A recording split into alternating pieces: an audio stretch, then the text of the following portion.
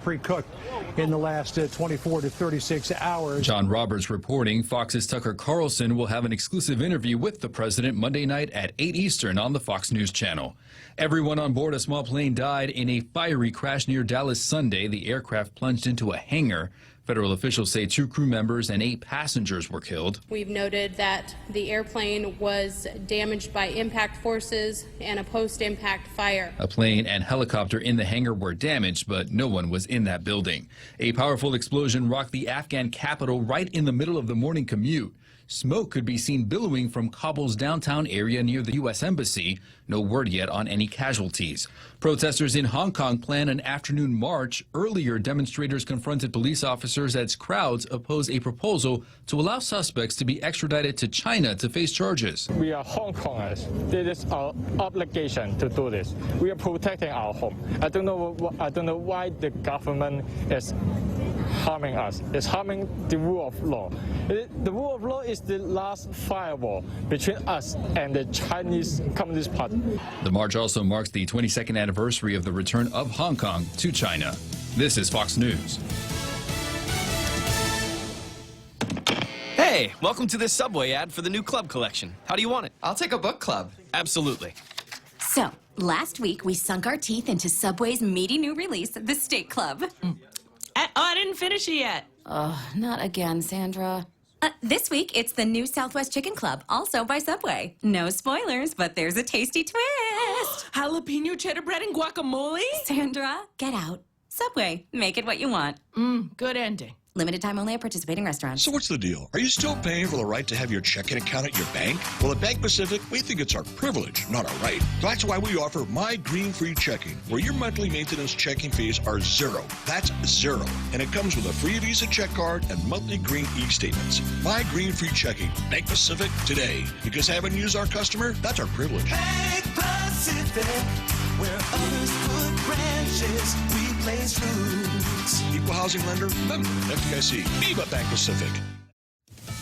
There's a deadline looming in Iran. Amid tension between the United States and Iran, the deadline laid out by the Iranians for breaching their uranium stockpile limit is just 10 days away. This comes after a failed attempt this week by the remaining parties in the Iran nuclear deal to appease Tehran by figuring out a way to get around U.S. sanctions. Representatives from European countries such as Britain, France, and Germany met in Switzerland with Iran's deputy foreign minister on Friday. But going into the weekend, Iran said that Europe brought too little, too late. A spokesperson for Iran's Atomic Energy Organization said the country will speed up uranium enrichment that will soon break the limit of 3.67% and the 300-kilogram weight threshold laid out in the nuclear deal. Fox's Trey Yingst. A minibus crashed into a gorge in Kashmir, killing at least 31 people and injuring another 7.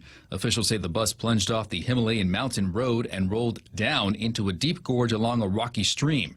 The injured are all in critical condition. India has the world's deadliest roads with about 150,000 people killed annually. Most crashes are blamed on reckless driving, poorly maintained roads, and aging vehicles. A man's body is found floating in a Florida canal with some of his body parts found in an alligator. A person found the body floating near Fort Meade and saw that the alligator had parts of it in his mouth. The victim is identified as 45-year-old Michael Ford II. The gator trapped and later killed by state wildlife officials. An autopsy showing Ford had injuries caused by the gator and apparently drowned. However, no official cause of death was given. Chris DeMeo, Fox News. The San Francisco Gay Pride Parade was stopped for nearly an hour as protesters opposed police officers being at the march. The demonstrators handed cards out and then called for the march to exclude police as the event marked the anniversary of the Stonewall Uprising, a clash with authorities. The San Francisco Chronicle says 2 people were arrested. I'm Richard Jordan, and this is Fox News. When it comes to power and performance, nothing compares to Dodge. And right now at Cars Plus in Mighty, you can save thousands on many Dodge vehicles in stock during our Dodge Performance Days. Like a new 2019 Grand Caravan SE, save $4,250, or save $6,150 on a new Durango SXT. Looking for more power? Take home a new Charger SXT Plus today for only $37,689, or save over $7 grand on a new Challenger GT. Get more power and performance at Cars Plus in Mighty during Dodge Performance Days. Cars Plus, driven by you. The Discover a new galaxy. GTA introduces the new Samsung Galaxy S10 in 3 different sizes. The Galaxy S10 comes with cool new features like Power Share that allows you the ability to share your battery power with other devices. Or you can capture a wider world with its new camera featuring an ultra-wide lens for when you need to take pictures of the whole family. And with GTA handset payment option, you can take home a Galaxy S10 for $0 down. GTA, we start with you. Welcome to Tall Tales with Bob Klitzkie, the only show on talk radio where common sense is a lot more common. Phone lines are now open at 888-TALK. That's 888-8255. And now, The Point proudly brings you Tall Tales with Senator Bob Klitzkie. A well-regulated militia being necessary to the security of a free state, the right of the people to keep and bear arms shall not be infringed. Yep. And today I have kind of a new ally in my quest here to protect the gun rights that are enshrined in the Bill of Rights of the United States Constitution. This is kind of a surprise, but this is something I plucked from, let's see, where did I get this? I think I got it from the New York Times. Anyhow, this is what it says. New Yorker editor upset Warren won't embrace Australian gun control. Now, do you know who Warren is, Real Joe Cruz? What's her full name? Elizabeth Warren. Yeah, also known as Pocahontas. Pocahontas. And here it goes. The so-called mainstream media likes to pretend it's unbiased. They sneer at sites like Bearing Arms. Oh, that's where this came from. They sneer at sites like Bearing Arms because, frankly, we don't pretend. This is Tom Knighton talking. We're a pro-Second Amendment publication, and we wear that description with pride. Kind of like Tall Tales. You know, we don't pretend to be objective here.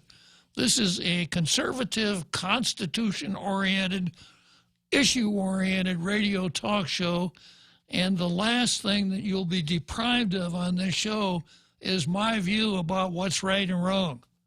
You'll never have to suffer through a deficit of that kind of information.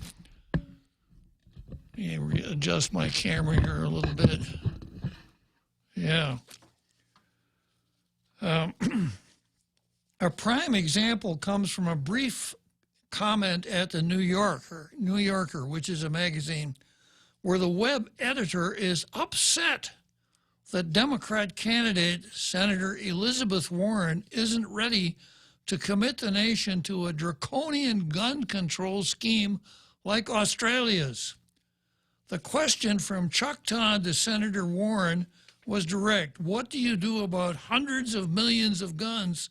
Hundreds of millions of guns. I know there are a lot of guns floating around in the United States, but hundreds of millions of them? Wow.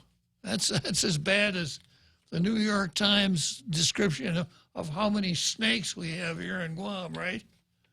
Your whole control room is, I look at the ceiling and they're just hanging from the ceiling, right, Real Joe Cruz? It's kind of like 100 million, hundreds of millions of guns already out there. And does the federal government have to play a role in dealing with them?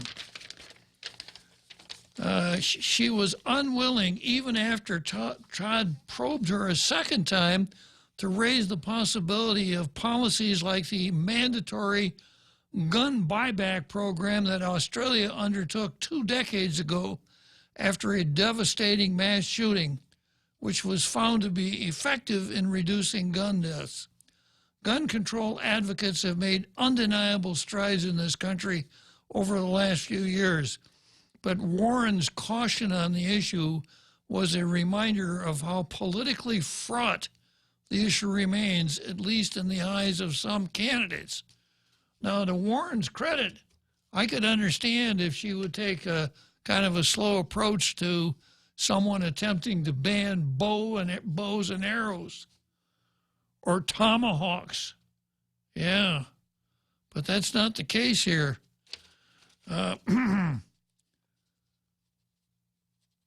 Maybe, unlike some people, she knows that Australia's gun control is never going to fly in the United States without precipitating a shooting war. Australia requires all kinds of hoops to be jumped through long before anyone can purchase a gun. It requires people to sell their firearms to the government. It severely restricts what guns an individual can buy and own. It requires registration of those firearms. I hate to break it to editor Michael Woe of New Yorker, but any one of those would be a hard sell on its own, even at the best of times. An assault weapon ban similar to the one passed in 1994 wouldn't make it through Congress now. What makes anyone think like the Australia scheme would work? Hell! There are plenty who are ready to keep their AR-15s as it is. Back to Warren. Warren's refusal to go that deep down the gun control rabbit hole is the smartest thing from her I've seen from her campaign yet. Well, talk about damning her with faint praise. There isn't a whole lot of brilliance coming out of Pocahontas's campaign.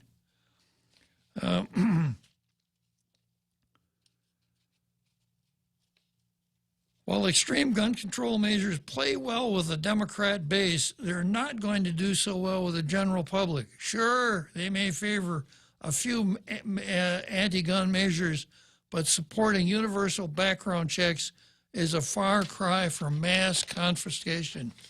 Someone in Warren's camp seems to understand that, so she's playing it understated. I hate to admit it, but Warren's handling handling this one pretty well. Don't get me wrong, Warren would love to push through all of that stuff.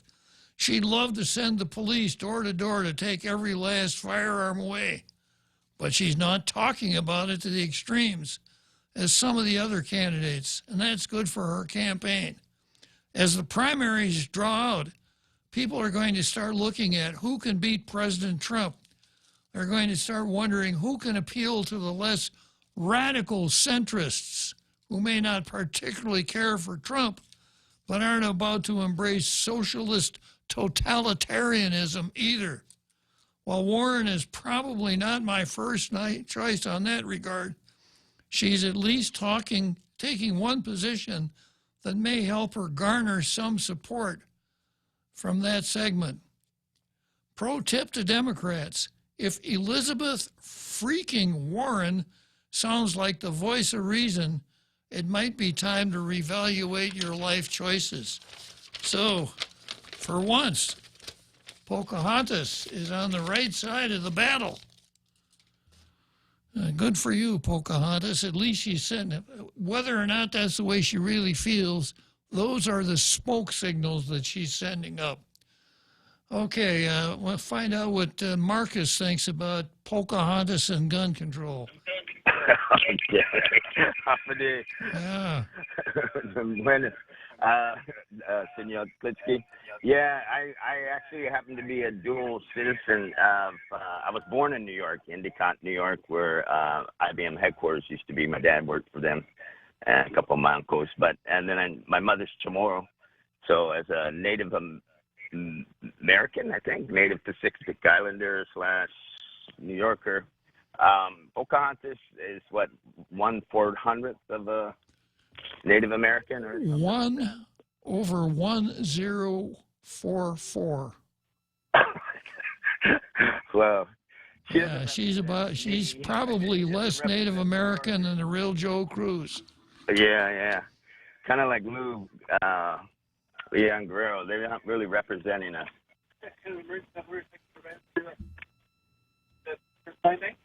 Oh, okay, sure, man. Dude, there's not a lot of room, but yeah, I can do that. Okay, yeah. I got a feeling that you could carry on this conversation without me here, Marcus. Well, no, there was somebody's needing a ride, a veteran dude. Okay, come on in, man. And his wife, they need to get to Bank of Guam or Hawaii. What does he think? What does he think about Pocahontas?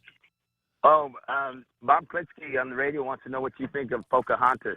Elizabeth Warren, you know that she's kind of, I don't know, she's kind of scary looking actually. She doesn't need guns because her face scares everyone away, I guess. But you mean that's not war paint? Yeah, maybe it is. She's such a warrior that, yeah, she's just.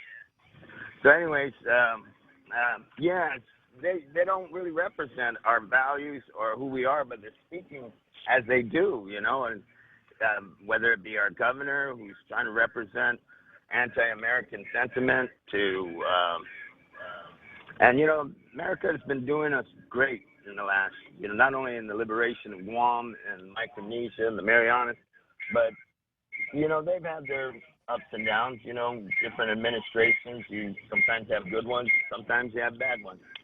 But the one that's in place now, he's doing us right, and we're doing some really nice build-up here. Unfortunately, I guess we're not paying off her crony contractors, so she's not upset. You know, they don't kind of. You mean the carpetbaggers, right, Marcus? Oh yeah, those carpetbaggers, man. Yeah, the ones that have been financing her campaign and others, you know, whatever. But I don't really have proof on that, but I'm sure there is some out there. Anyways, fortunately here in Guam, I don't. The only arms I bear is an old timer pocket knife, and but in Oregon I have, you know, I have a handgun, the Judge, and a shotgun. But you know, that's just for when I go hunting or going to the woods and things. And the Second Amendment is a good thing, because sometimes we have some totalitarian type communistic Democrats trying to take over this country, and it's doing it. So I see my passengers agreeing with me. Got that right. Nice. So yeah, he's not. It doesn't sound like he's a fan of Elizabeth Warren either, and. Yeah, we need better representation. You know, these people have been claiming they're going to help us with their, you know, Rush Limbaugh was right. You know, they say corporate America is dirty, yet higher education is one money grabbing institution that they want to forgive $1.6 trillion and not straighten out their act while they're paying their presidents $3 million, $5 million, their professors, I don't know how much they pay them to teach trash to our children. And say that it's higher education, it's like lower leftovers for public assistance, you know, but I don't know.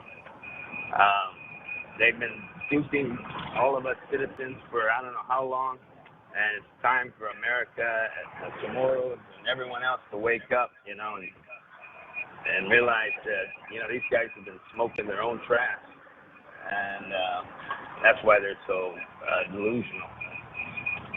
But I don't mean to be so harsh, but these people, you know, they say they want to be tolerant, they want this and that, but as soon as you espouse anything that speaks of God or conservative values, all right, God bless you guys, man. Take care, man. I hope everything works out for you. On every point so far. Okay, nice. You good, Monty?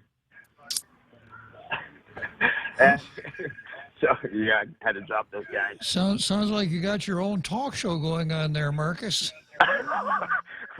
Well, you know, when people like you inspire us young folks to get a little bit more educated and look into what's really happening, then we start doing things. And, yeah, I you know, I'm really considering, I'm trying to work with the good Senator Will Castro and his law to update the independent party vote system for not just senator, but Magalahi, I mean, either one, whoever wants to run independently. But the independent vote, we need this bi-party divisional system isn't working the way it's supposed to. So I think another party, and I would like to register as an independent constitutional libertarian.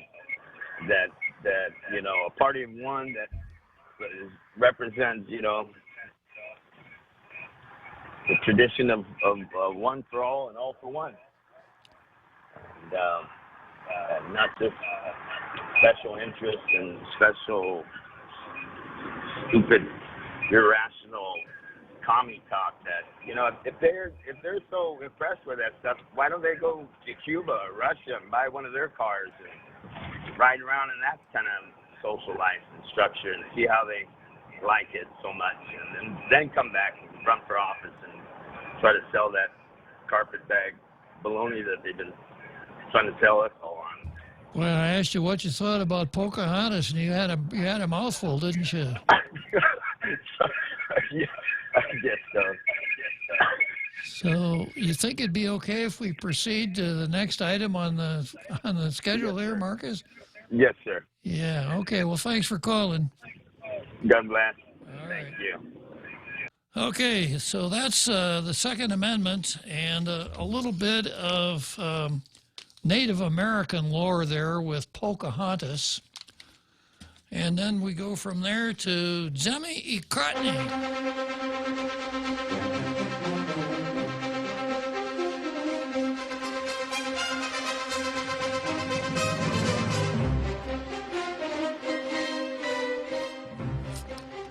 So here we are. I've got my blue pencil. I look at these editorials in each of our daily newspapers. I look hard to find grammatical mistakes and errors in English usage. And when I find them, I really blow them up. I really point them out. And I also look for, I go through and do some fact checking and some theory checking, etc. I determine whether or not the editorial makes any sense whatsoever. And most importantly of all, I determine whether or not I agree with the point that the editorial is making. Having gone through that whole exercise, I will then, if one of the two editorials is meritorious at all, award it the coveted blue star. If neither is meritorious, no blue star. Notwithstanding what I just said, it's not necessary that the editorial agree with my view of the issue that the editorial surfaces, but it doesn't hurt either. One of the things that I kind of sticky on, I only want to read editorials I only want to eat bread that's home-baked. I don't want some bread that's baked in Washington, D.C. and sent out here on United Air Freight or something like that. I want fresh bread. And the Daily News disappoints all the time. They're constantly running columns from USA Today or the Gannett editorial board or the busboy at the restaurant around the corner from USA Today or whoever. Anything but running a locally produced editorial. They never get the blue star. And by the way, almost all the time, the editorials that they run, that the Daily News runs from Gannett sources, is a Trump-bashing editorial. Well, today they don't bash Trump; they bash the Supreme Court, which is pretty good because I do a lot of that myself. But this time around, they bashed it for the wrong reason. And I won't spend much time on this editorial, but I will just touch on this issue that I think is important.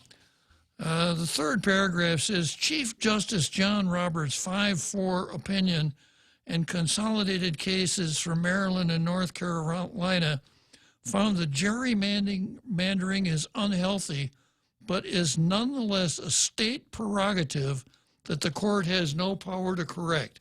Well, okay, I like that decision. It's good to see that occasionally somebody, especially when the somebody is 5 justices of the Supreme Court, pays a little bit of attention to federalism. That is, that we have 50 sovereign, quasi-sovereign, independent states, each of which is capable of running its own affairs and its own politics. So yeah, gerrymandering is perhaps unfair, and it's been around since the very beginning of the country. Elbridge, actually his name is Gary, not Jerry, but everybody calls him Jerry. He was, I believe, part of the Constitutional Convention. He was the governor of a state. He's been around. He was right there at the beginning. And I think he was the governor of Massachusetts and participated in a redistricting plan in Massachusetts, carving up Massachusetts as congressional districts. And one of the districts that was created to give his party an advantage had the shape of a salamander, if you can remember what a salamander looks like with its long tail and its forearms, etc. So a cartoonist drew a picture of that and referred to it as a gerrymander. And we've been using that term ever since. It's not something the Republicans invented 10 years ago, which is what the left wants you to think. So every 10 years we have a census, and based on that census, states are able to redistrict their congressional districts and draw lines, etc., to create districts from which representatives are elected. Now, if those lines are drawn with a racial animus, that is to lessen the impact of a minority group's voting, the courts will step in. But for political gerrymandering, the courts are saying, no, it's a political question. It's not ours to fix. And that's one of the big differences between the left and the right. The left says, well, if there's a problem, the courts have to fix it. What do we have courts for?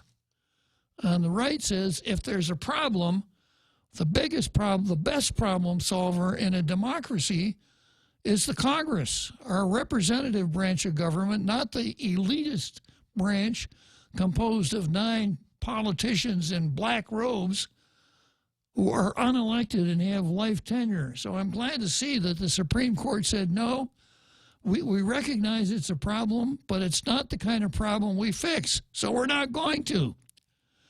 And taking a practical view of it, as badly as states sometimes screw up their redistricting along the lines of gerrymandering, I have faith that if the courts got involved, they could do an even worse job. So it's a good decision. But of course, the Post the Daily News and the Gannett folks condemn it because it doesn't favor the left.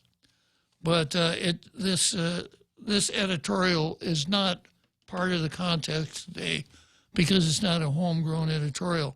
Now, I did read something else on the editorial page of the Daily News that I thought had some merit because it was written by somebody who actually lives here on Guam, who wrote about something that actually happens here on Guam, meaning that it's something that matters to my international radio listening audience. It says, when people are placed in positions of authority and responsibility before they are ready, it serves only to make them look foolish. That's why the voters and residents of Guam that's what the voters and residents of Guam experienced last week as 13 members of the Guam legislature attacked the administration to publicly launch campaign to halt or pause the ongoing military buildup.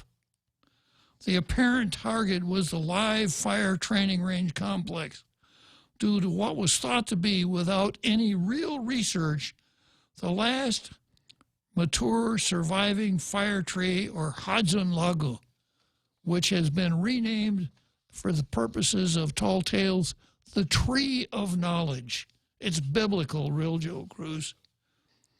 Had they taken time to professionally do their research, they would have easily learned, as was reported by this newspaper, that work began as early as 1998 with the support of Air Force, Guam's Department of Agriculture, and other entities to collect seedlings and seeds from this rare tree and grow them at a protected nursery at the University of Guam, transplanting some of them at the refuge at Retidian. The Guam Post quotes James McConnell, a professional ornamental horticulturist at UOG, as saying the tree has been mature since the 60s or 70s. He said it has been protected through various efforts, primarily by the Department of Defense. How embarrassing for the 13. McConnell noted that the tree has heart rot, a fungal disease. He said the concern is whether the tree, which is getting weaker, could survive another storm. Post quoted McConnell as saying that as a part of the effort to save the Cereanthes nelsonii here on Guam, they planted the seedlings at Retidian, which was the only real option. To the governor's credit, after many days of wrangling and public discussion concerning the lack of background research regarding the actual number of trees in existence, she changed her position to supporting the buildup and apparently follow the previously agreed upon guidelines as laid out in the programmatic agreement. Unfortunately, the same cannot be said for the stubborn 13. I think this is Lee Weber's column. I think he's being too kind. I wouldn't call them the stubborn 13. I referred to them as the lucky 13 once, but now, on a little reflection, I think the block-headed 13 is better. So I'll come back to the block-headed 13 right after this short break. Here at APL, our core values give the company its heart and soul. Whether it's connecting your business with our global network through our newly enhanced service or investing our efforts into giving back to the community, APL is committed to serving you. We humbly honor the opportunity to find innovative solutions for you and your business. To learn more about our enhanced service, call 588-4651 or visit www.apl.com/Guam for more details. Business travel just got easier. Take your data plan with you for only $10 a day to all 17 data-to-go destinations. Never worry about additional data roaming charges when you go where your business needs you. The US, China, Thailand, and so much more. Have the assurance you need to check emails, surf the web, and stay connected. Call 688-2677 today to make sure your account is data-to-go ready. Docomo Pacific. Better together.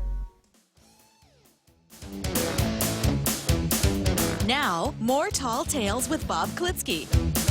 Spitting truth like watermelon seeds at a summer picnic.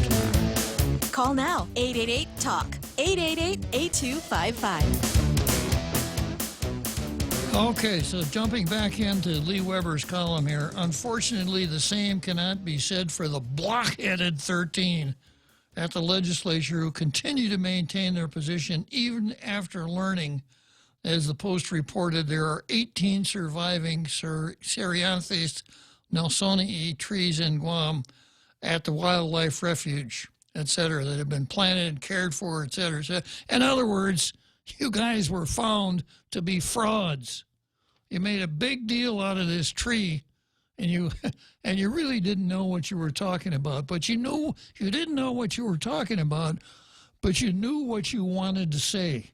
Quite a difference.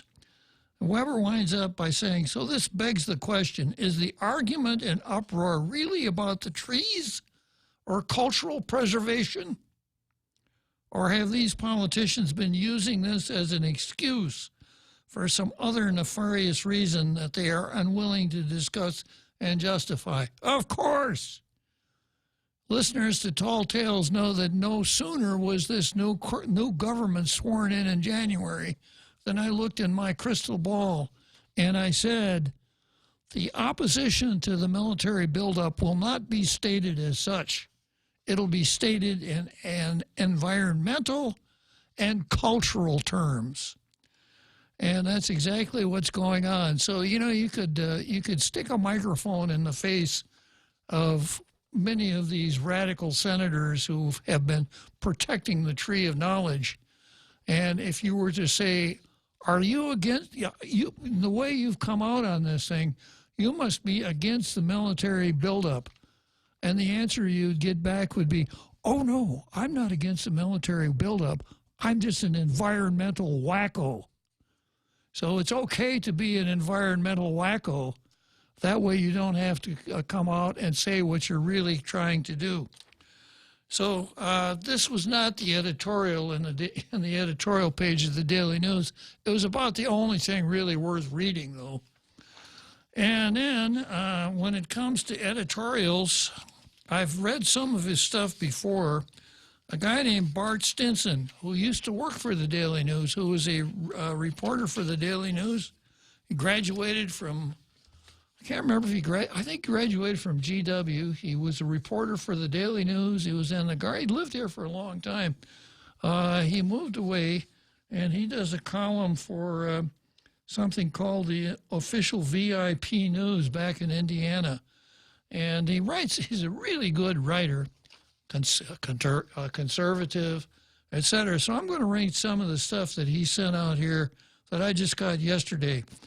And the title of what he has written is Depravity as a Civil Right by Bart Stinson.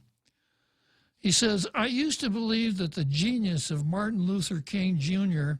was to state the obvious and then hold us to it. He didn't invent equality and fairness, after all. We already believed in it, or thought we did. When he said, quote, the arc of the moral universe is long, but it bends towards justice, that was a paraphrase of an 1853 sermon by white preacher Theodore Parker. It implied the bedrock assumption of American exceptionalism, that we are on the right side of history. King identified most of our cherished beliefs about ourselves as Americans, then challenged us to do the hard work of living up to our own exalted self-image. It seemed obvious, before he ever said it, that Americans should not be judged by the color of their skin, but by the content of their character. Boy, how quickly we forgot that line that was so popular during Martin Luther King's line. We should not be judged by the color of our skin, but by the content of our character. But it turns out that was not obvious at all. In 2019, very few Democrats believe in colorblind government or politics.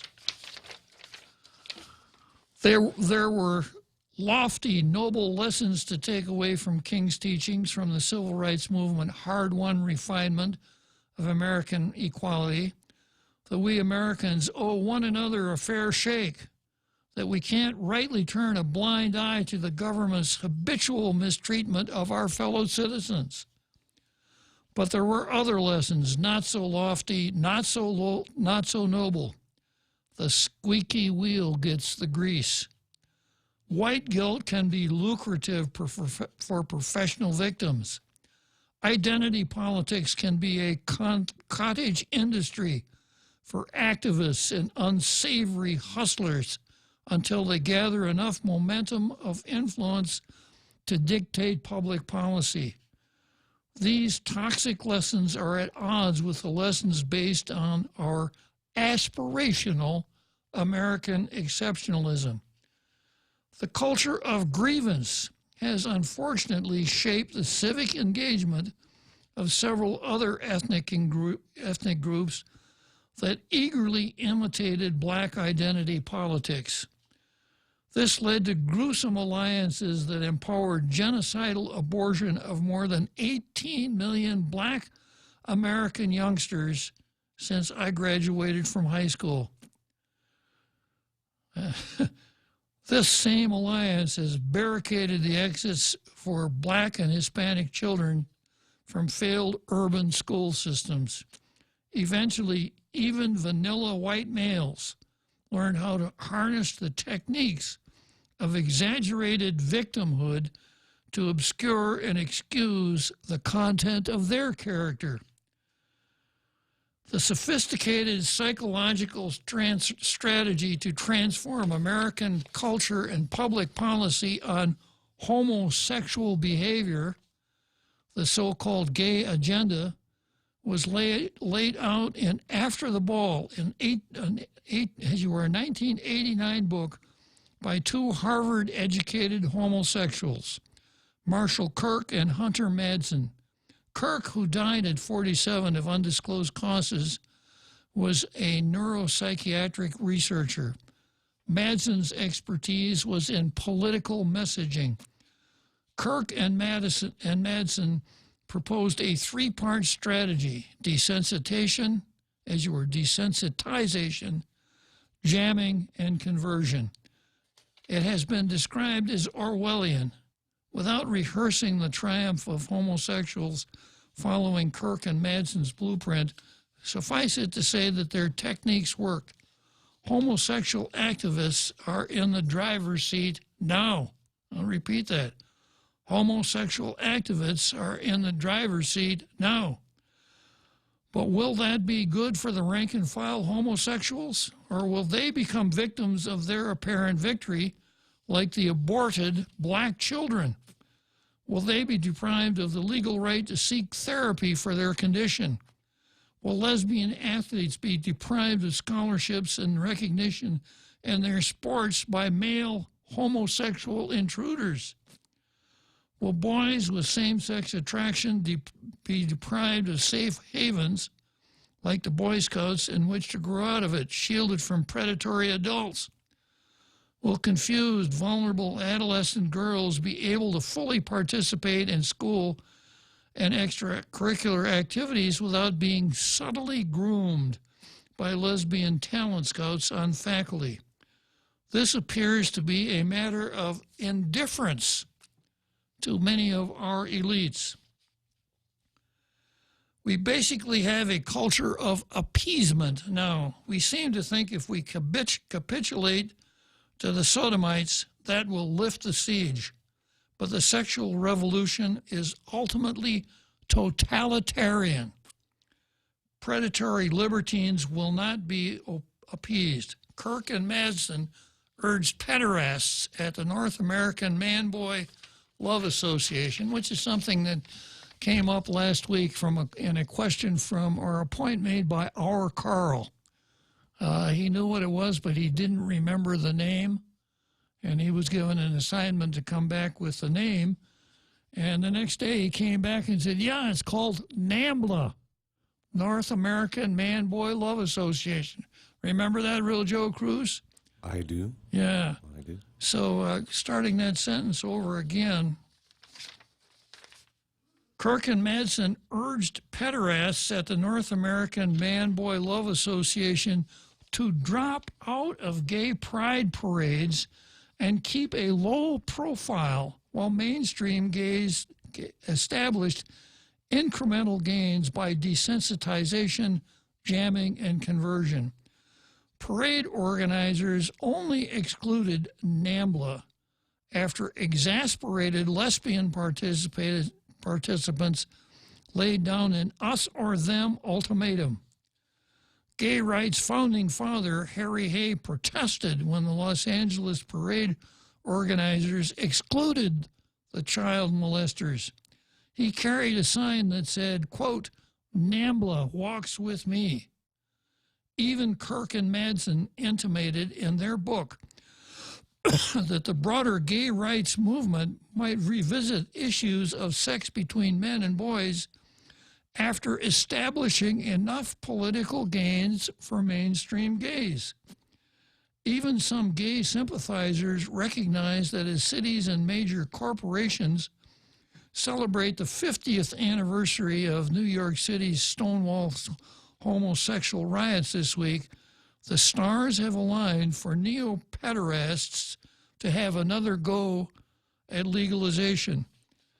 Quote, the taboo against sexualized children may very well be challenged by adults who grew up desensitized to explicit sexuality, writes Rod Dreher in the American Conservative.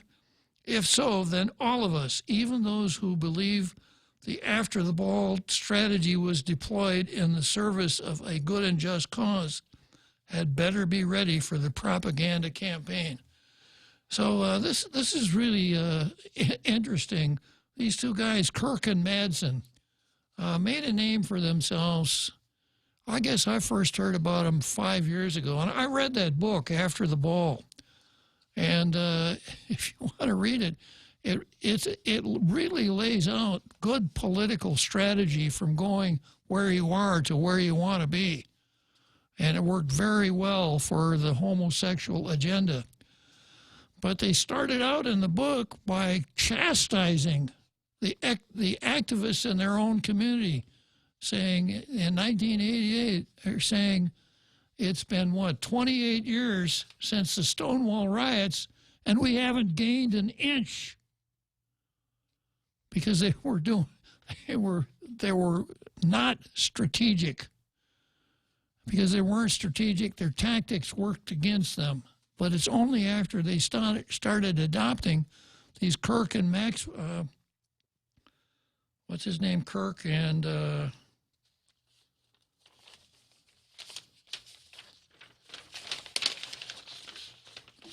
yeah, I had it here right in front of me. Anyhow, the tactics from the book After the Ball, it's only after they started adopting those tactics that they really started to pick up headway. So, yesterday was a big gay parade in New York to celebrate the Stonewall riots, but they really should be celebrating the publication of this book, because that's how it all came about. It's an extremely, credit where credit is due. They laid out the strategy and some of the tactics that really worked. And now we've got it. Whether we want it or not, we've got it.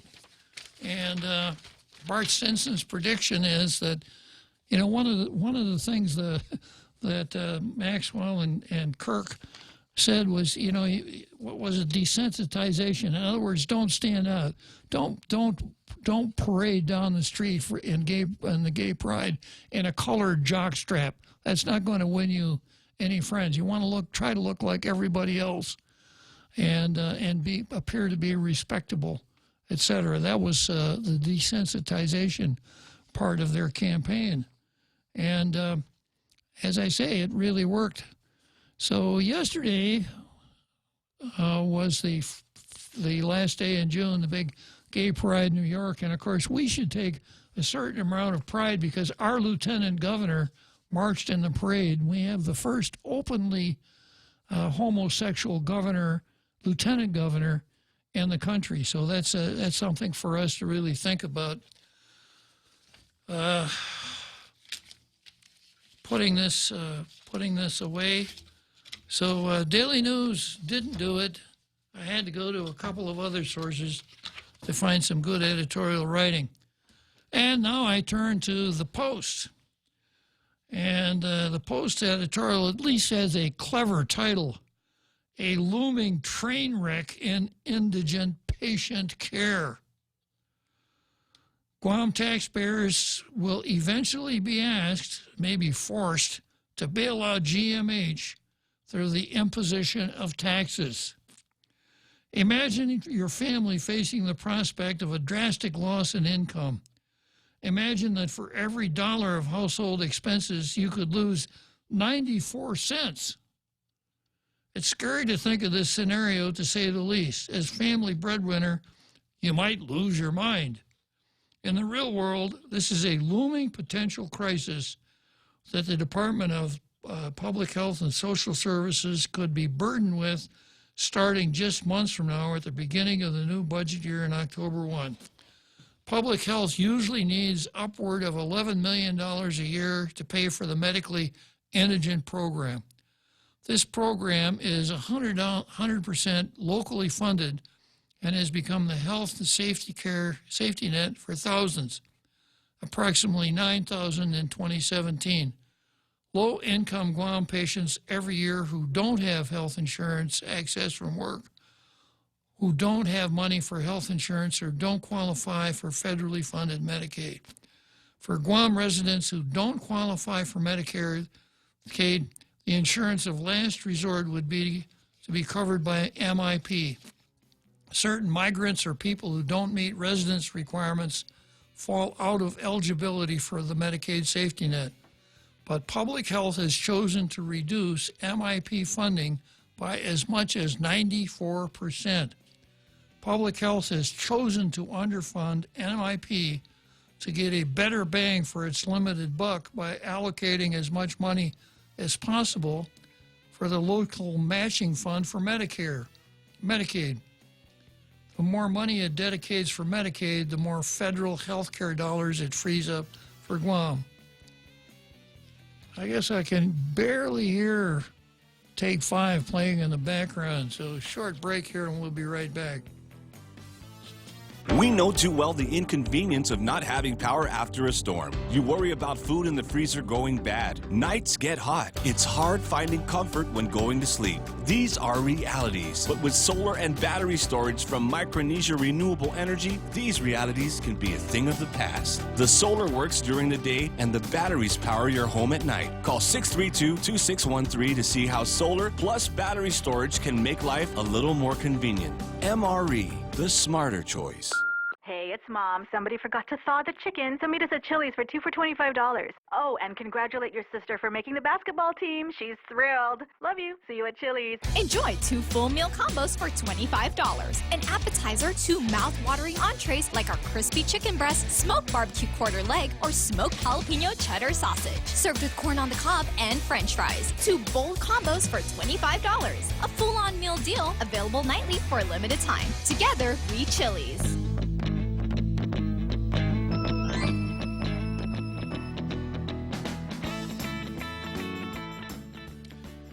So continuing on with the Post editorial, the other loser in this battle for government health care dollars is the government-run financially ill Guam Memorial Hospital. Each year, tens of millions of dollars in patient care that GMH provides to patients are left unpaid. With a drastic cut in MIP funding, indigent patients will still go to GMH, which is required by law not to refuse patients in need of life-saving care. However, GMH would then be left with an even bigger burden of unpaid hospital services. Things are getting tougher for GMH, especially with private hospital Guam Regional Medical City's decision to cut urgent care services on top of other services it had previously provided. No more urgent care at GRMC. GMH keeps losing money every year, and GMH will lose more as it gets an even larger number of patients who can't pay or who go to the hospital with a dire condition. Guam taxpayers will eventually be asked, maybe forced, to bail out GMH through the imposition of taxes. It's not good all around for our community. It's a problem our elected officials know is heading our way, but their recent actions have not been as urgent as they should be. What are elected officials waiting for? Well, they've got more important things on their agenda, like saving the tree of knowledge. And today was a special session today. 2 special sessions, one at 10 and one at 2. But we'll get into that tomorrow.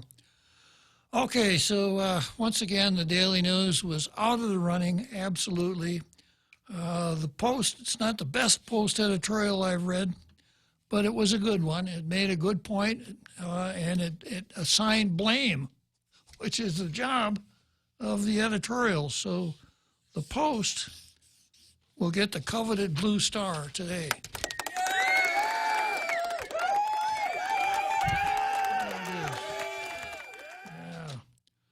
Okay, so on the card today, I've got Tina versus Mike San Nicolas, and I've got Lulian Guerrero and the Separatists versus the United States. And the subtitle for this item is Gwexit, Guam Exit. But I've only got about 6 minutes, so rather than start the card, I think I'll go take a peek at Facebook and see what I can find out from our international radio listening audience who posts on Facebook. Starting out with Ishmael. Moody's observes that the military presence and military construction are dominant forces in the territory's economy. Guam received $170 million in military construction funding in the year 2017 and $314 million in 2018. And the island is slated to receive $289 million for 2019.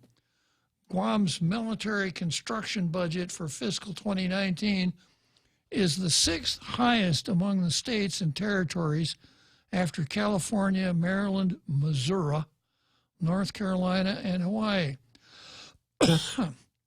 This year, Guam is just ahead of Alaska in total military spending. But the MAGA Haga would have you believe that the military buildup does nothing for the Guam economy. It just helps out the carpetbaggers. And that the military is just a bunch of blood-sucking vampires here to suck the life out of the people of Guam, which, by the way, is exactly why she's trying to bring an abortionist to the island. Yeah, good calls, Ishmael. Then Rico's here, and Pierre is here. Pierre says, as far as Guam is concerned, he's talking about guns. We have to register our guns, so confiscation could happen in case of an emergency, as we have seen in the Virgin Islands last year. And Pierre goes on to say that specifically with our far-left governor and lieutenant governor who wants the UN to intervene on Guam. And I'll get to that when I get into the card. Maria Espinosa is here today. Joey Tovis is here. And Rico Blancafor likes 13 blockheads. 13 blockheads. Yep, Lou. 13 blockheads plus Lou, okay? Ishmael Velez, I bet that the $289 million for fiscal 2019 military budget was funneled through Bank of Guam. If it were funneled through the Bank of Guam, there wouldn't be a problem. Chris chips in and says somebody is not getting their palm greased on the buildup. That's why the scamming 12 and little Lou are angry. Ishmael Velez, to Lou, decolonization means having her face on the currency. Nothing more historic than having your face on the money. And from Denise Legaspi, howdy, Bob Klitzkie. Well, I'm glad to see you, Denise. It's been a while since I've seen you here on Facebook, and I know you really enjoy the big halftime show that we have every day. So I hope you got your Cracker Jacks handy and you're ready to enjoy that big halftime show. Once again, for the card today, I've got Tina versus Mike San Nicholas and Lou versus the Separatists.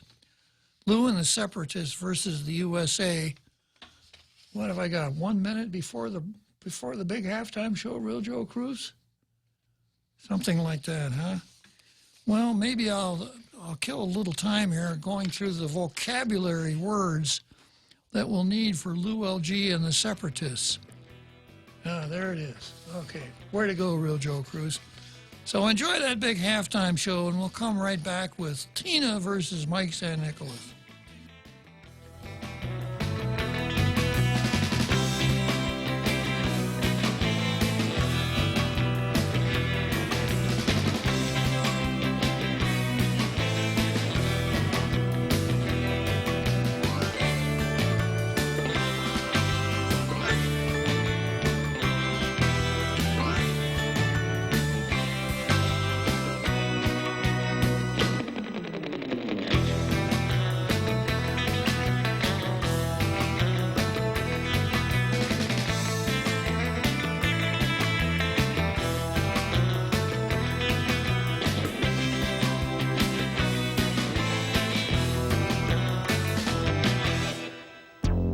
The Point is KUSG, Hagåtña, Guam, 93.3 FM and 104.3 HD3.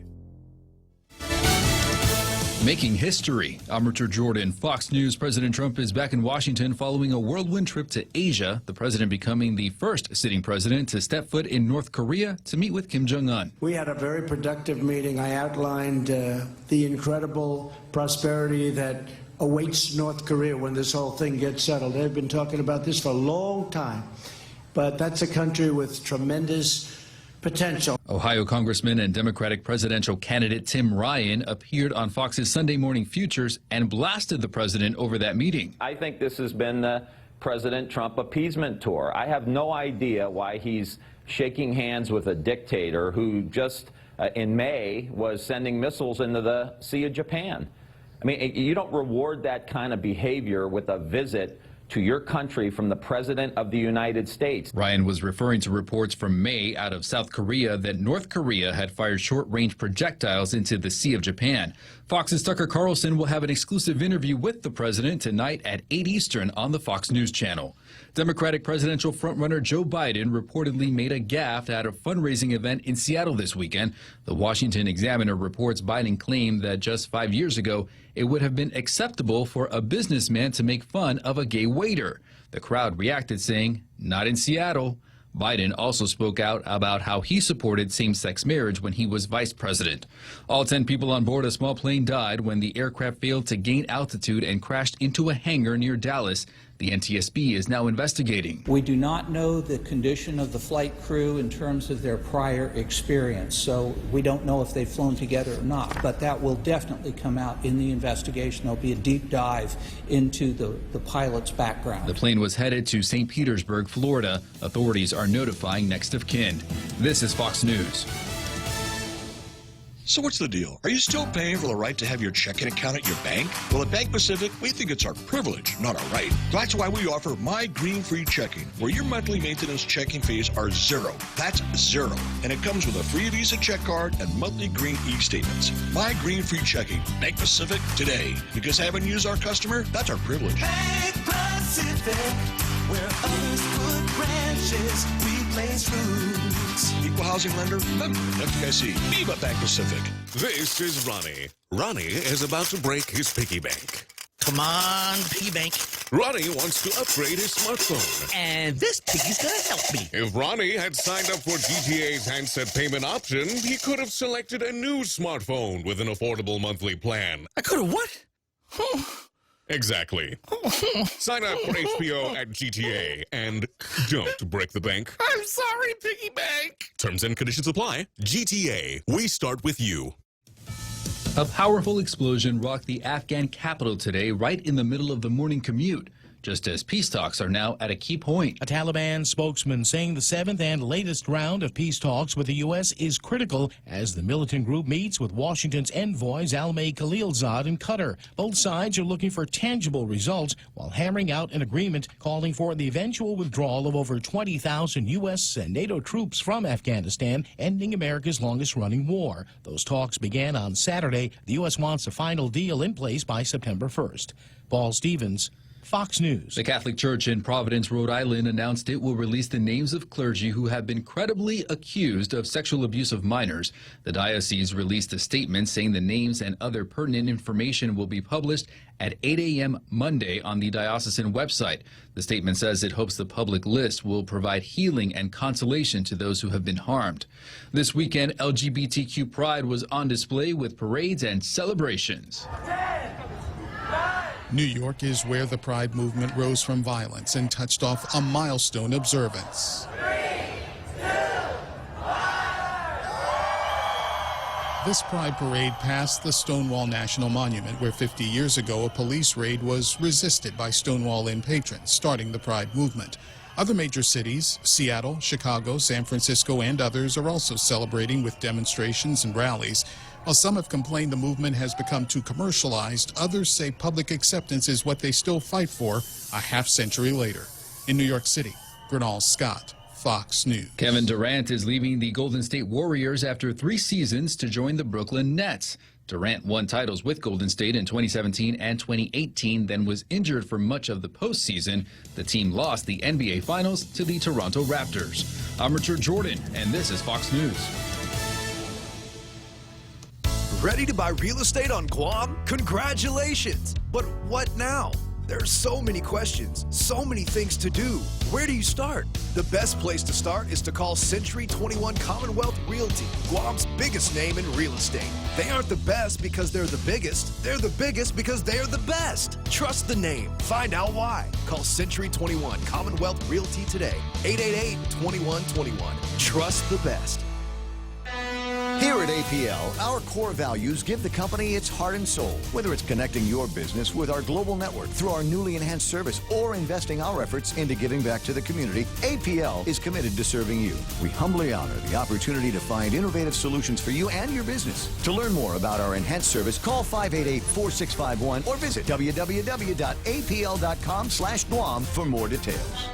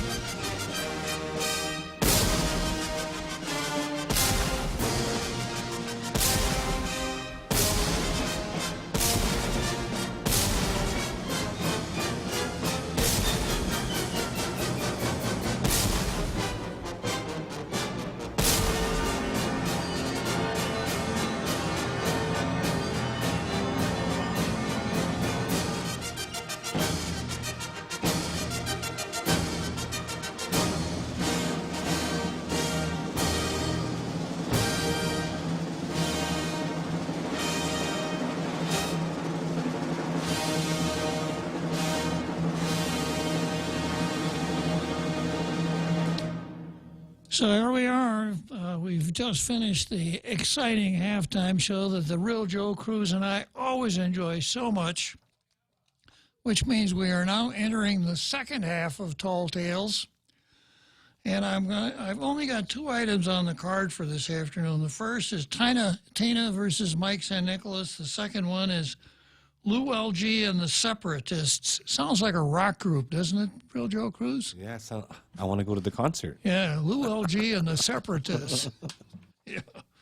Versus the United States. And the subtitle here is Gwexit, Guam Exit.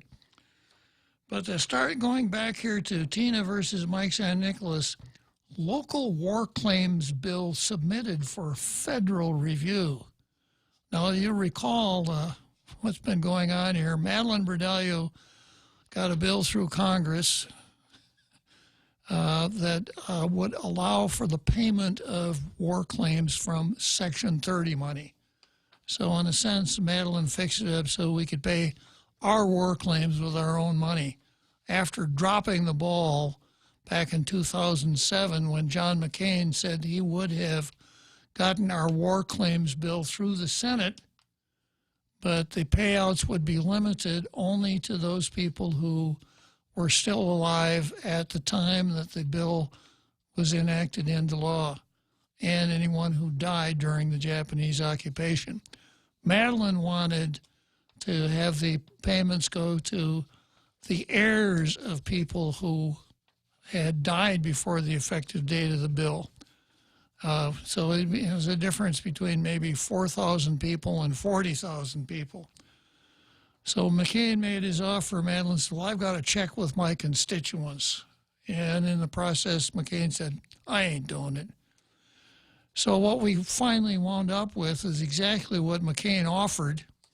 The big difference being that instead of the money coming from the unrestricted Treasury sources, now it has to come from our own Section 30 money. In other words, we're paying ourselves with our own money. We're taking money out of our bill. We're taking a $20 bill out of our billfold and sticking it in our shirt pocket and saying, man, I really made out. I got $20 more than I had this morning. Right, real Joe Cruz? Yes, sir. Yeah. Yeah, so it's a little bit of financial magic there. But she didn't even do that right, because the bill that she actually got through Congress was flawed, didn't have the right language in it. So after war claims had been adjudicated by the Foreign Claims Commission, the Treasury said, we can't pay any cash against these awards, because Madeline's bill is flawed. So Michelson Nicholas says, I'll fix it. He introduced Bill 1365 into the Congress and was able to get it through committee so that now it can be placed on the floor of the House for adoption. Madeline, again, had to stick her nose into it because she reported that she'd talked with the chairman of the committee that was doing markup, and Madeline reported the bill will never make it through markup because it's flawed. Well, if anybody should know anything about flawed bills, I guess it would be Madeline. But the bill got through markup, and the Secretary of the Interior has written to both the Senate Majority Leader and the Speaker of the House saying, pass this, will you guys? So Mike has done a really good job on this whole thing. And Madeline has not helped him at all. She's been a sticking, kind of a burr under his saddle.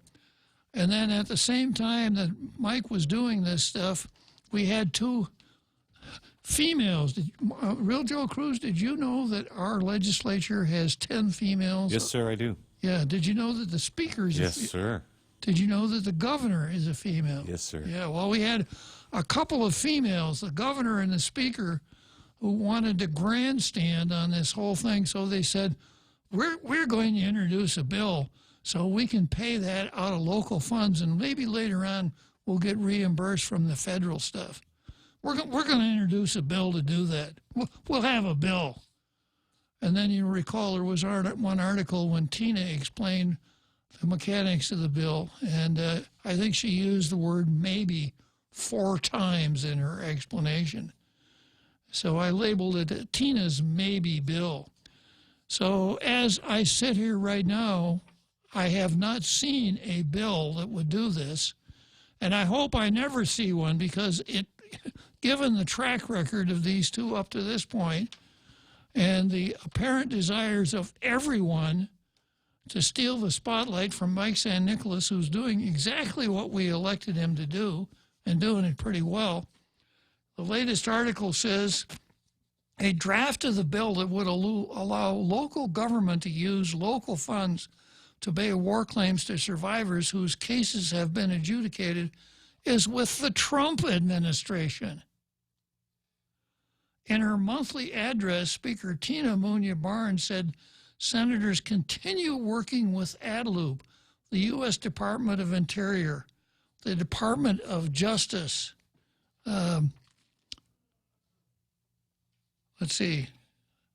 continue working with ADLOOP, the U.S. Department of Department of Treasury of Interior, Department of Justice, Chuck E. Cheese.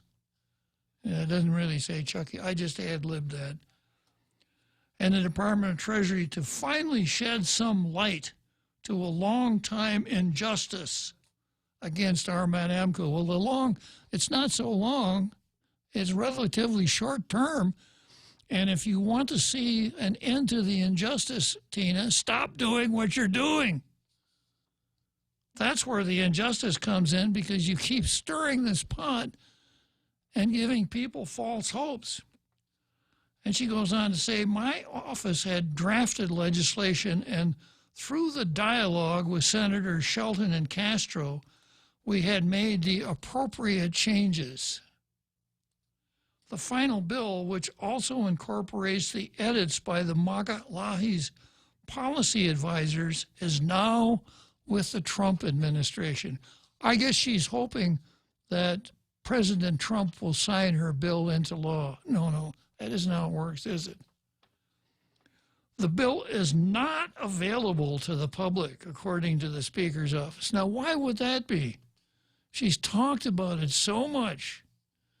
And she's doing it again, and she's dropping all these names: Justice, Interior, Treasury, the governor, the Trump administration. Why can't we see this bill?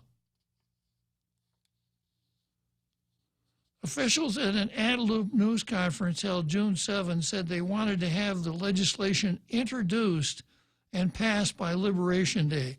June 7, today's the 1st of July.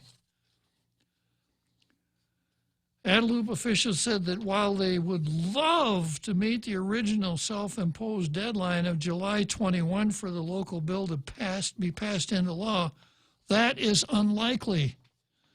It's kind of like the football coach saying, you know, I really wanted us to score on this series of downs, but we kept fumbling the ball. And that's why we were never able to score, because we fumbled every time we got the ball. If it hadn't been for that, maybe we could have scored. Chief of Staff Tony Babauta said he's hopeful that by September we will have a program where we can execute on adjudicated claims. He's hopeful. Wow. Shirak Bhawani, spokesman for the legislative speaker, said the bill includes language specifying how Guam will distribute local funds to survivors and how the local government will be reimbursed. He said there isn't a written agreement on how these details would work. Maybe we could do it with some WhatsApps. Right, Real Joe Cruz? Yes, sir. Yeah. The federal government is supposed to take some of the Section 30 money owed to Guam and give the approved amounts to war survivors and descendants. There was a technical error discovered in the federal policy, however, that required a fix. There was no technical error in the federal policy. There was a technical error in Madeline's bill. Delegate Mike San Nicolas introduced the policy fix. H.R. 1365 was recently passed in the National Natural Resource Committee markup unanimously. Here we go. Here's my blue pencil. Listen to this. San Nicolas introduced the policy fix, H.R. 1365, which was recently passed in the Natural Resources Committee markup unanimously without objections. If there had been any objections, could it have passed unanimously, Real Joe Cruz? Probably not. So you could say it passed unanimously, or you could say it passed without objections. But if you use both, what you're really saying is nobody voted against it, and besides that, I don't know how to write. It's basically what you're saying. Unanimously would have been the better choice because it's shorter. Anyhow, going on, the Natural Resources Committee unanimously without objection and no amendments, according to his office. Committee members are now working to bring H.R. 1365 to the floor of the House. About 3 weeks ago, the Leon Guerrero administration, alongside Barnes, Senator Amanda Shelton, and Will Castro, said the administration was going to use local funds to pay those war claims that have been adjudicated. That number comes up to just over 600 claimants. However, neither Guadeloupe nor the legislature have the list of names of those claimants or the amounts due. So maybe we could just do it on an honor system. Have several checks made out in the amount of $10,000 to cash, and then tell everybody who was awarded one of those claims, come down and pick up one of these checks that's made out to cash, and we'll trust you to not come down unless you really are one of the awardees. They haven't been able to get the list from the U.S. Treasury. The reason for that, according to San Nicolas, who wasn't involved in the discussion to use local funds, is that the names and information that comes with them are highly confidential. You know why, Real Joe Cruz? It's a personnel matter. Of course. Another challenge Guadeloupe has faced is the mechanics of how the federal government would recognize that a claimant has been paid and directing that money to the local government instead of double paying a claimant. Now, Tina, the first go-around, said, well, maybe we could have the claimant sign a promissory note, which is not the dumbest idea I've ever heard, but it's certainly in about the top three. The speaker said their collaboration with federal counterparts will help overcome these administrative barriers and will allow for the government of Guam to get a list of compensable Guam victims that are entitled to an adjudicated award by the Foreign Claims Settlement Commission. Bowani said the team hopes to get the Trump administration's approval of the contents of the local legislation and the mechanisms it details. With that, they'll be introducing the bill. Now, you know, we've been doing all this hollering, Real Joe Cruz, about being a colony and, you know, not having enough local autonomy, et cetera.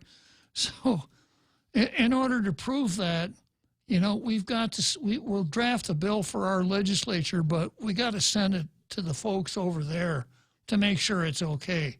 All in the name of the sovereignty of the territory of Guam. Kind of ironic, isn't it, Chris?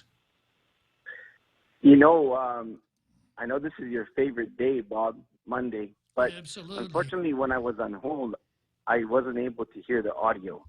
Really? Yeah. Wow, what a deprivation. I'm sorry, Chris. And in that case, I'm going to hold off on calling because I'm sure that those 2 minutes were loaded with good information. Oh, yeah. Well, you can go back on Facebook or YouTube and you can pick up on what you missed because I did a lot of jabbering during the couple minutes you were on hold. Needless to say, right? Needless to say, I'm sure it was good information. That's kind of what spurred my call. Anyways, so there now are two, perhaps more, but two very classic examples of, as you've enumerated, ready, fire, aim. And I just have maybe a pithy question. Do you think this is a failure of communication or an inability to communicate an impossible message? Well, if it's anything, it's the latter, Chris, but I think it's the desire to be good Democrats and pursue something, even if they know it won't be successful, because they'll be able to pat themselves and each other in the back and say, we tried. We really tried hard. That's I got that. Democrat virtue signaling, right? I got that feeling. I mean, I know that, so particularly in a rollout of a very, very serious policy that has heavy implications with regard to the general fund. You're talking about the rollout basically said the Trump administration delivered on a promise to ensure that Guam would be included in a bill that was designed to appropriate monies for past disasters. The United States, I think Puerto Rico was involved in that and whatever else. So it's kind of a rider on a bill to say Guam now will have 100% for the balance of the Affordable Act, Obamacare provision on matching, which would provide an additional several millions if we can put all our claims in and match all the way up to the end of this fiscal year.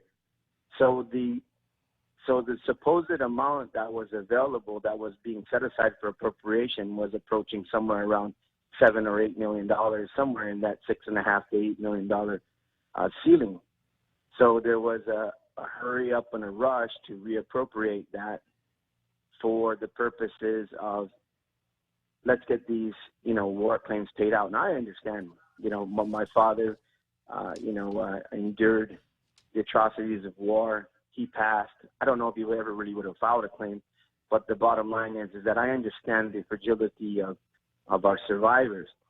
However, just in doing this in the rollout, it just demonstrated to me that there was absolutely no real legwork in terms of maybe there was conversations and communications, but there certainly was not any solid policy to launch this issue. And it reminds me also of exactly what happened with the horrible, and you had a great blue, I didn't catch that. Did you award the Blue Star to the former editor of the Guam PDN? I did. I have, yeah, in the past, yeah. I knew. I think that's where you were going. I had to run off to a chore, but yeah. So Lee Weber got the Blue Star. He didn't today, but he did in the past, and I probably should have given him a Blue Star because he had a dynamite editorial about the the stubborn 13, which I renamed the blockheaded 13. See, I thought that's where you were going. I wasn't able to catch the end of that because I had to run out and do something. But anyways, so that was my second example, and that was a coordinated rollout of something that was completely misunderstood and completely miscommunicated as well. So that's why I basically had I think it was a rhetorical question on my part, but I kind of have just a little bit of the wit that you have to say. I just don't think there's an ability to communicate a poor message. Yeah, well, the message, on the war claims thing was they said we want to have the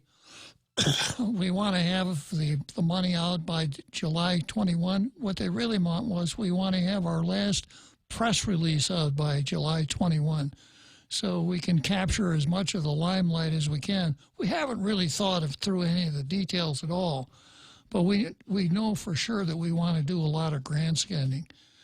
And the issue that Lee Weber commented on was the tree of knowledge on Anderson.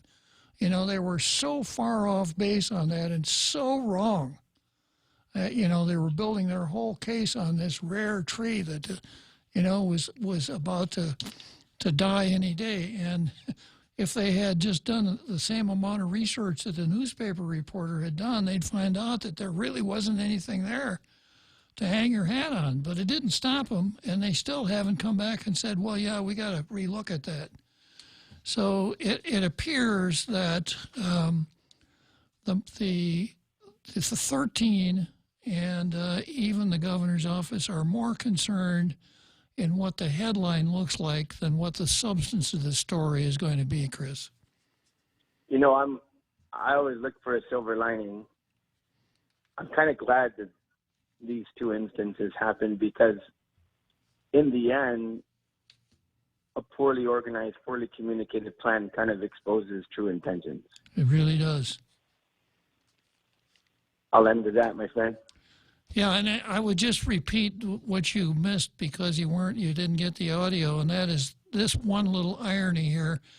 Today's news story from Tina is, we drafted up this bill, and we had a lot of help and input, et cetera, and we got it done, and we sent it off to the Trump administration in Washington. But we can't let you see the bill, but we did send it to the Trump administration.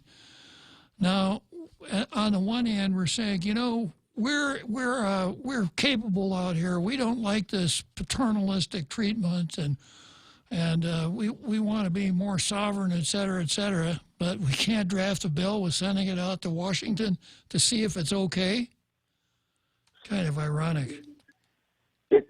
I would add to that irony is that I guess since I was on a communication kick, if that was the case, why didn't we route that through the congressman just so that he could also, because he's the one in the end that when his bill hopefully and finally passes, which another deliverable from the Trump administration, the Secretary of Interior sent a letter over to the Speaker and also the Majority Leader in the Senate saying, we support this bill, pass it.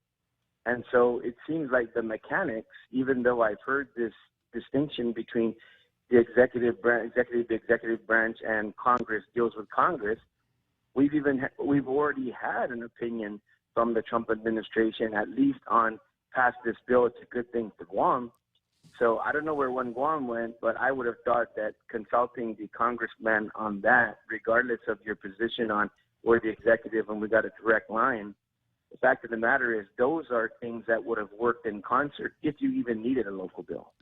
I agree 100%, Chris. But, if you watch the whole game as it's played out, the last thing that Tina and Lou want is to see Mike St. Nicholas get credit for any good work on this thing. Well, you did you find on that by the good former Congressman Underwood, right? How does that work with the parade? Yeah, if you see in Washington, if you see a parade going by, run like hell and get out in front of it and pretend you're leading it. It's too much fun, Bob. Yeah. Have a great day. Thanks for calling, Chris. Right. Okay, so Chris Duenas, former senator, former director of land management, regular member of our international radio listening audience. I've got to take a break for the 7th inning stretch. And when I come back, the first batter after the 7th inning stretch is going to be Jack. Jack's in the on-deck circle right now, swinging 3 bats, just getting ready to step up to the plate and smack the cover off that ball. GPSI Guam is a professional services company that is a registered contractor for the federal government. They're an SBA, 8A, and Hub Zone certified SDVOSB, providing program/project management, administration, technical support, logistics, and commodities. Find out more about GPSI and how they can help you today. For large prime companies, contact GPSI if you need assistance in meeting your small business subcontracting goals at 477-3058. They'll be happy to assist. The Extra Point with Jerry Roberts of Guam Training every morning on The Ray Gibson Show. You know you should make some changes in your life in order to propel yourself forward, but you're not sure what to do? I'm Jerry Roberts, and at 7:20 a.m. on The Ray Gibson Show, I've got a few ideas that could make a difference for you. You can find daily transcripts of The Extra Point at GuamTraining.com. Tune in every weekday morning at 7:20 for The Extra Point with Jerry Roberts, brought to you by Guahan Insurance Services and First Hawaiian Bank on 93.3 The Point.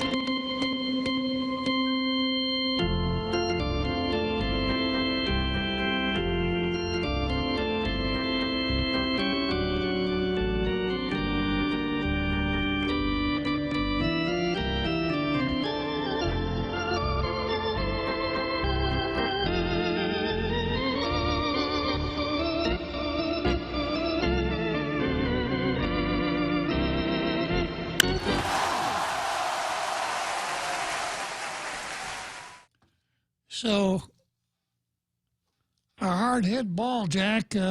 Nice swing. Good connect. Hello? Yeah. Oh, how are you doing? Bob, I'm sorry you went kind of dead on the other side. It was blank. So, now I hear you're fine. So anyways, how was your weekend? Well, weekends are weekends. No tall tales, so it's kind of a drag, but I lived through them. Yeah, I called them. We're from the old age. I mean, I wasn't there like you were when Noah crossed the Red River. Just joking. But do you remember the time in customer service when something might cost like $7.55 or $7.67, and you gave them a $10 bill, and the person that you gave the $10 bill in return started from what? $7.68, right? Gave you your penny, $7.68, $69, and started counting upward until they gave you the correct change. Remember those times? He started out with the device that you bought, with whatever it was that you bought. If you bought something for $3.30, he'd say $3.30, and then he'd count back from there, and he'd get to $10. Yeah, I remember those days, Jack. Yeah, those were great days. Now, I understand with credit cards and stuff like that, it made it kind of obsolete, but we still operate a large on a cash basis. And it's just a shame to see that sort of mathematical and customer service disappear. Now, they ring up the total and your change is $13.77, they give you $13.77. No matter what denomination they give you, they don't bother to do the math. And I think you mentioned scribbler's errors about bills. I think a lot of revenue, a lot of dissatisfaction that happens in a cash basis, you get a lot of disgruntles. Because just this weekend, I went to a McDonald's, and my total amount came out to $7.67. I gave the person the $10. They accidentally punched in $100. So this lady was giving me back a bunch of change. Now, I felt kind of good about it, but a little bit guilty. I said, listen, you gave me too much. I only gave you $10. You probably punched in $100. Now, just imagine that on the other end or the other side of the foot. So, just the basic human customer service, cash transaction, pay point, just the frustration about the math stuff. That gets under my skin, but I think it's an important aspect when you're dealing with with customer service and payments and things like that. I think it's a lost art. I think it's something that customer service should be more focused on rather than just ringing up something on a receipt. I can tell what's on a receipt. I can tell what the cost of everything is. But if I give you a denomination, I expect the right change to be brought back to me. And I just don't know where that art went to. And like I said, my suspicious feeling is about it's probably because there's a lot of credit cards transactions. But you shouldn't shy away from those. I think business owners should demand that sort of courtesy. If someone gives a transaction in cash, don't just ring up what's on the ticket. Just make sure on your part that you're getting the correct denomination. Make sure that the customer's given the correct denomination. Nobody loses out. I know it's an extra measure. I know it requires brain power, but it makes you a better accounting, I guess, of your thing. I also wanted to ask you a question. Hello? Yeah, I'm here. Yeah, I was hoping that you partake and help in joining me in the LGTB movement. Joining and you. It's not what you think it is. When you heard Chris talk about a subject, it kind of glazed over me, but what I'm talking about is the LGTB community here. That means let Guam be truthful. Okay. Let Guamanians be truthful. And I think we need to start doing this because if you notice the beginning of the year, do you remember the Covington High School thing and the big coverage that a local person had because they filmed the whole thing, and then a week later, a couple of days later, they found out it was a total fraud, a misrepresentation, and there was the talk again with this tree. Now there's these testimonies. We find out that it's been false and stuff like that. When it comes to a Supreme Court nominee's confirmation, everything down the line, it seems that the more egregious or more shocking, regardless if it's true or a lie, that you need to get on it right on point and do it that way and let the chips fall. I think that's a bad thing to happen, and it's a shame that in our small community it happens on a daily basis. Well, that's why we have tall tales, Jack. Well, it's just so much tall tales can do, but it seems that we're what do you call it? We're describing the color of the ocean while people are drowning, and I don't think I love the tall tales, but not for that reason. I love it because it keeps us from being invaded from outer space aliens, and you have a proven record for this. So, I think that we need to do something. I don't know whether it has to be on some sort of publishing platform or something like that, but we need to start calling these people out, and we need to start getting results from them. Putting these half truths out or whatever. We need something done drastically. What it is, I don't know. Well, what is your take on it? Well, I'm still sticking with tall tales till the better idea comes along, Jack. Jack, yeah. I got a Joe hanging on, so. All right, Bob. So you have a great rest of the day. Yeah, thanks a lot for calling, Jack. So I've got Joe here on the line. This is not you, real Joe Cruz. This is another Joe, right, Joe? Yes, right. I don't know that. I'm not sure he was talking about space aliens, man, but he must be some of that CBD product that's in the. Oh, wait, maybe he got some of the product before they confiscated it from the shop. But I know there's news about illegal aliens on the southern border, but that's stateside. Yeah. I don't know if you got that. We were talking about space aliens and stuff. But anyway, I think you made good points about work. Ethic, work culture, where it used to be a big thing where you were trained, you had job training, you showed how to count the money back, you showed customer service, the basic expectations, and they even we used to have a trade school dedicated to that. It was a Protech, and then they changed the name to Guam Community College, and then it's no longer a high school unto itself. But yeah, there was a change in emphasis. I think what people figured out was, well, in the end of the day, we can hire people to do the job cheaper. Doesn't matter whether or not they know how to count, right? It's just as long as they rely on a machine. But like your caller there said, what happens if they input the wrong data, right? You know, it really depends on the employer.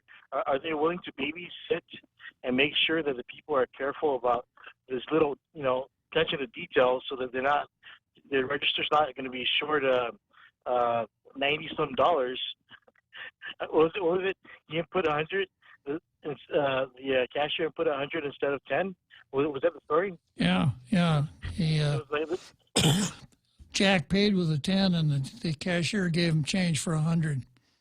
Yeah. It would seem as though either that cashier was having a bad day, sleep deprivation, or they just didn't really care about their hiring practices, and they figured, well, you know, we've been doing it for so long, getting away with it, we don't have to worry about whether or not the cashier can count, as long as they can read. Well, either that, or maybe it's this new theory of merchandising that goes like this: buy high, sell low, and make it up in volume. Yeah. Oh, okay, Bob, take care of that. I'll just keep listening to these interesting calls. Okay. Well, thanks for calling, Joe. That was another Joe, or the other Joe, maybe, huh? Okay. So let me launch into the next item on the card here.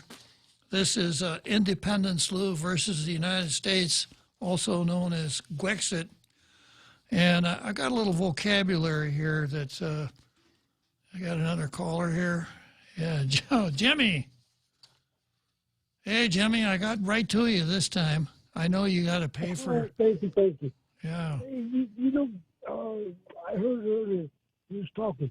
You know what they say in Australia? I know what they say in Australia. What? No, they say boomerangs don't kill people. Sharks, crocodiles, and kangaroos kill people. Okay. That's why we need guns. Makes sense, Jimmy. It makes sense. Yeah. Okay. That's what the Australians say. I don't know if they're right or not. Can I tell my Australia joke again? I've told it before, but can I tell it again? Real Joe Cruz? I may have missed it. All right. Well, here it goes. World War II, right? A couple of ships were sunk off small Pacific islands. An Aussie swam ashore from one of the ships, swam ashore, got inland a little bit. And the second day he was there, he looks out and he sees this Marine wading in through the surf. Mm-hmm. And the Marine's got an M1 slung over his shoulder. He's got a K-bar on his waist. He's got a bayonet between his teeth. He's got a couple of bandoliers of ammo slung over his shoulders. And he comes striding in as only Marines can do. And when he gets up to the shore, the Aussie pokes his head up. And the Marine looks at him, and the Marine looks at the Aussie and says, "I came here to die." And the Aussie says, "Yeah, really, mate? I came here yesterday." Okay. Hey, you want to hear a joke about Gov Guam? I'm not done laughing at my own joke yet, Jimmy. Give me a break. No, it was good. Was that okay, Real Joe Cruz? You. I can't breathe. Okay, well, Real Joe Cruz liked it, so I guess it must have been pretty good. Okay, tell me about Bob Dylan, Jimmy. Well, no, I was talking about Gov Guam. Oh, Gov Guam. All right, tell me about Gov Guam. You hear about Bob Dylan? He won Nobel Prize for literature. Okay, good. All right. But anyway, he was born in June or the end of May. Anyway, he's Gemini. But anyway, we're talking about Gov Guam now. Okay. And jokes. Mm-hmm. Jokes. And, you know, people been saying that Gov Guam are like hogs eating at the public trough. Okay. All these Gov Guam politicians are just like hogs. All right. Eating at the public trough. All right. And so what do you call the boss of all these Gov Guam politicians? Boss hog? Mega hogger. Mega hogger. Okay, I'll hang up. Thanks. Sorry, Bob. Thanks a lot for calling, Jimmy. Jimmy always adds a little lightness to the program, doesn't he? Mega haga. Okay. So we'll put the jokes aside for the moment, and I'm going to go into the last item on the card here. Lou LG and the Separatists versus the United States, also known as Gwexit, Guam exit. But there's some vocabulary words that need to be mastered here to thoroughly understand this. The first one is Gwexit, Guam exit, just like Brexit, you know. This is Gwexit. So Lou has shown us without a doubt that she is in favor of Gwexit, separating Guam from the United States. The second word is Quisling. And Quisling is a word that came to us from World War II, dealt with a person in Norway who collaborated with the Germans to further his own ball game. So many of these arch nationalists are really Quislings because they're working for what they would refer to as the colonizer. Because the colonizer established the government of Guam here. So if you're working for the colonizer and you're a nationalist, are you in fact a Quisling? And then I've got C cubed, which I will use from now on. C cubed, which means Chamorro culture colonialism. And as I mentioned before, if you are giving a speech and you want to appeal to the nationalists, you should use C cubed at least 4 times in every paragraph, talking about Chamorro culture and colonialism over and over again, and you'll make a lot of points. This one's kind of tough. This is a French word. Perhaps Pierre can help me with it. I'll work on the pronunciation as best I can. It looks like pied noir, if you see it in writing, Piednoir. It's pronounced more like pied noir. And what it means is black feet, but it doesn't have anything to do with the color of a person's foot. What it has to do with the million or so French people of French extraction that had settled in Algeria and had lived there for a long time. When Algeria became decolonized, most of the Pinois couldn't get to the docks fast enough to get out of Algeria, kind of in fear of their lives. So when we're talking about Gwexit, I would like to know what the Gwexit folks, what their attitude is going to be towards the Pinois, those people who have lived here, for many of them born here, lived here for a long time, but as a matter of ancestry are not Chamorros. What will happen to them? And I think I know the answer because I've used this term before, Chamocracy. We take the syllable C-R-A-C-Y, cracy, which is Greek for government, and we combine it with other things, kleptocracy, government by thieves, democracy, government by the people, chamocracy, government by Chamorros, government of Chamorros, by Chamorros, for Chamorros. What about the rest of the folks? It's kind of too bad. And then finally, the CSRG, the Chamorro Socialist Republic of Guam, which it looks like to me is what the nationalists are, Michael Bavacqua and what's her name, Leon Guerrero, et cetera. It seems like that's what they're stumping for, this utopia. They don't want the government, the territory of Guam, to have a constitution because it might not match up with the desires of an independent Guam. So that's a vocabulary that one needs to understand some of these things. And then I go to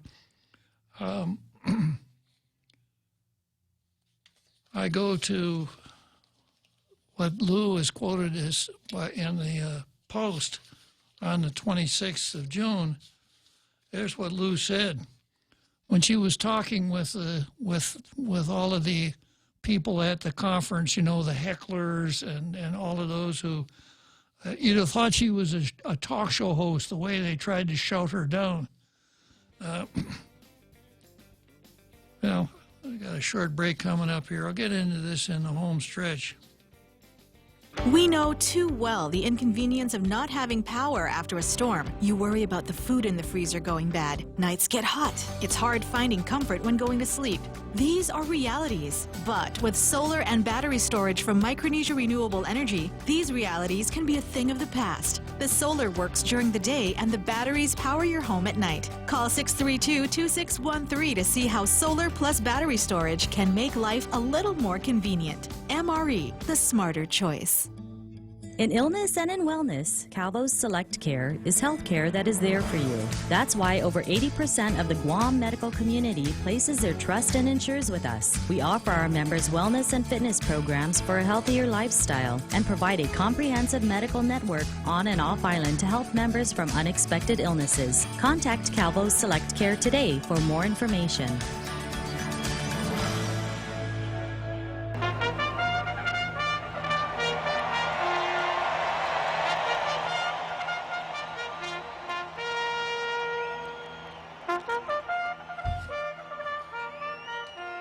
So here we are.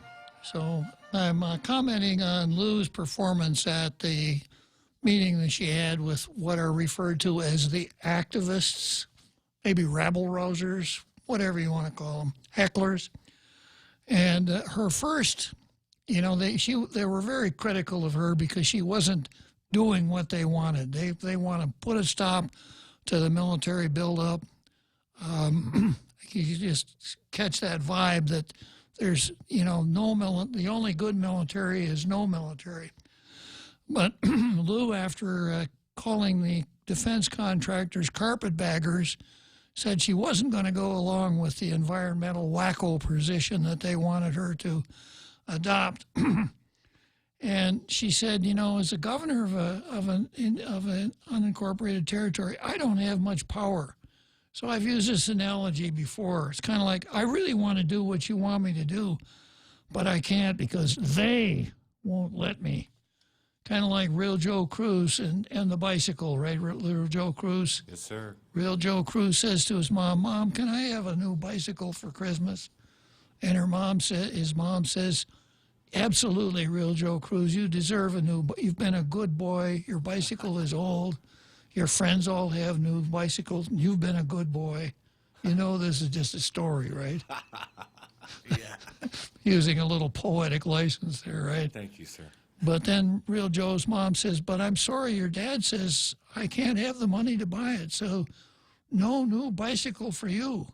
So Real Joe Cruz has really good feelings about his mom. He says, "Oh, Dad, whoa, right? Yeah."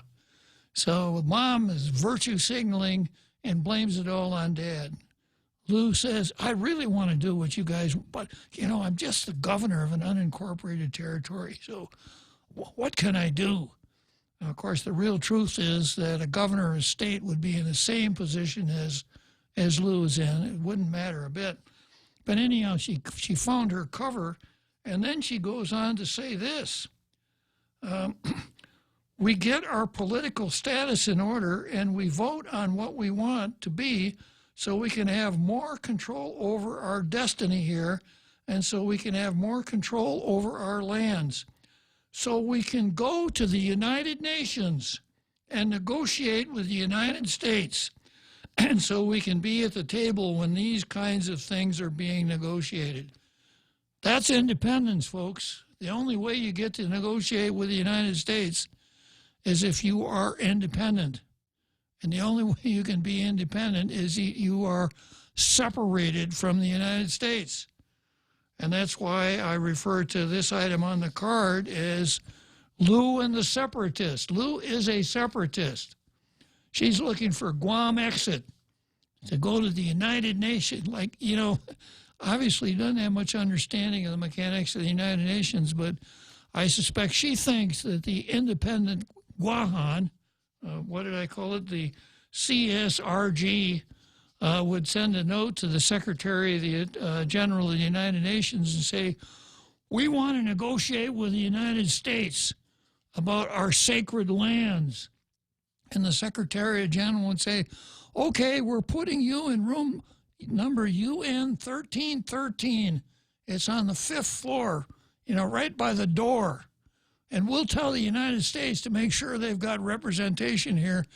And whatever you guys negotiate, we'll make them do it. Yeah. So we can go to the United Nations and negotiate with the United States. And so we can be at the table when these kinds of things are being negotiated.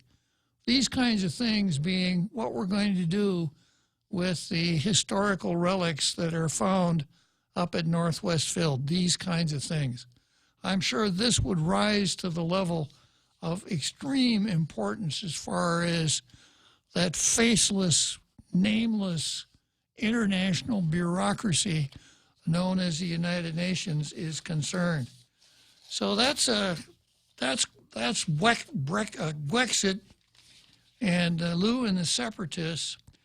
And then, if you need any substantiation, you look at what our Lieutenant Governor told the UN committee, along with Melvin Borja, who is the executive director of the Chamorro Independence Commission, which is inappropriately called the Commission on Decolonization, because this government cares not about decolonization.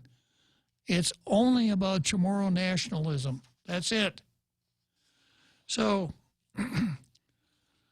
starting right out, Lieutenant Governor Josh Tenorio has called on members of the United Nations to pressure the United States to decolonize Guam. Now, when they're doing that, we want to make sure that we build some kind of a shield for Governor Lulian Guerrero, because you know how she reacts to pressure.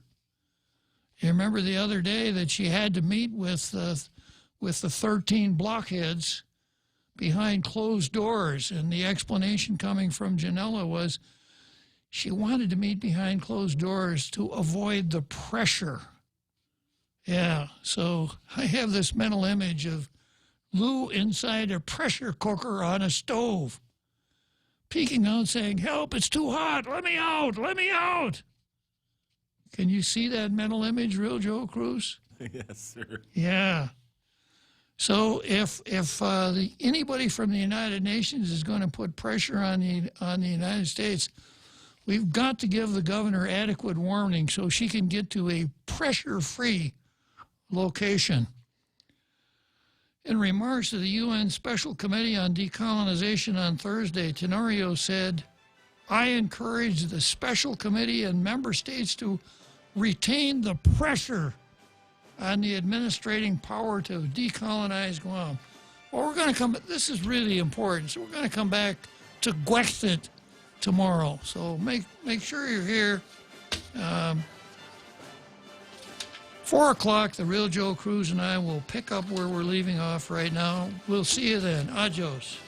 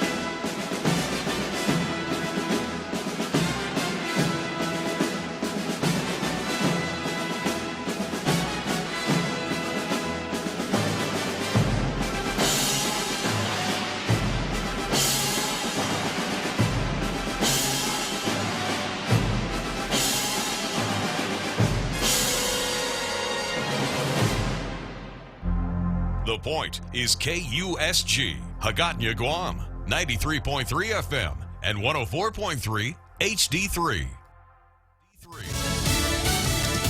Last minute meeting. I'm Richard Jordan, Fox News. President Trump is back in Washington following the G20 summit and a